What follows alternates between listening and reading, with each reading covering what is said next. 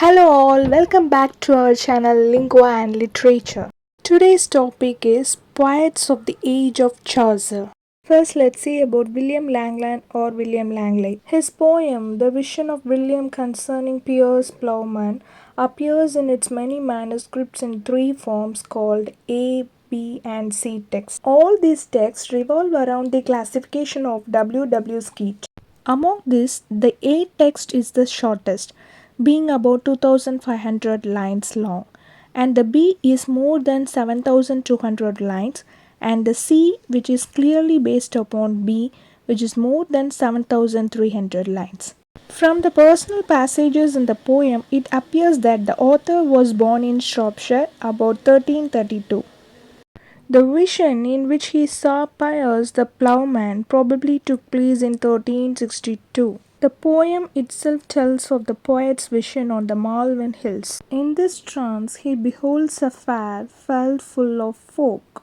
The first vision, by subtle and baffling changes, merges into a series of dissolving scenes which deals with the adventures of allegorical beings, human like, do well, do better, and do best, or of abstract significance like the lady mead, wit, study, and faith. The virtuous powers generally suffer most till the advent of Piers the ploughman, the messianic deliverer, restores the balance to the right side. The underlying motive of the work is to expose the sloth and vice of the church and to set on record the struggles and virtues of common folks. Piers Plowman is a Middle English alliterative verse. It was written in unrhymed, okay, and it is divided into sections called passes. It was the first known reference to a literary tradition of Robin Hood tales, and this poem is an allegory. In the sea text, the narrator describes himself as a loller or idler living in the Cornhill area of London and refers to his wife and child. Passes of the B and C text shows ambiguous details on the poet's wife and his torments by eld, which is old age, including baldness, gout, and impotence. Robert Crowley's Piers Plowman promoted the idea that Langland was a follower of John Wycliffe.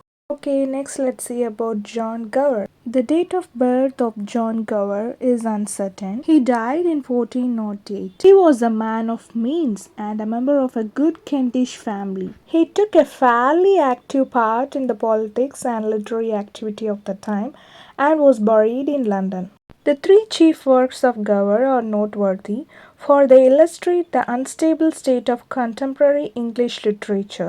His first poem, Speculum Meditantis or Mirror de l'Homme, is written in French and for a long time was lost, being discovered as late as 1895. Speculum Meditantis, it's a poem of just under 30,000 lines, which shows exposition of religion and morality. And then his second poem is Vox Clementis. It is composed in Latin and it is an allegorical account of the peasants' revolt and ends with an allusion to William Wordsworth's suppression of the rebels. The poet borrowed this work from other authors. So Lord Macaulay portrays this work as schoolboy plagiarism. Gower's third poem is Confessio Mentis, which is written in English at the king's command according to Gower himself. His last poem, which is Confessio Mentis, is a conventional allegorical setting with a disquisition on the seven deadly sins, which is illustrated by many anecdotes. This poem was about 30,000 lines, which is written in octosyllabic English couplets. In this poem, Gower makes use of the Christian confession, which is a confession of sins against love, and it was written in a narrative frame. Finally, let's see about John Barbour. Barbour is the first of the Scottish poets to claim our attention. He was born in Aberdeenshire and his principal patron was Robert II. He studied both at Oxford and Paris. One of his most famous great work is Bruce, which was written in 1375 and it was also called as the Bruce, which is a historical verse romance, and it is a lengthy poem of about 20 books and 13,000 lines.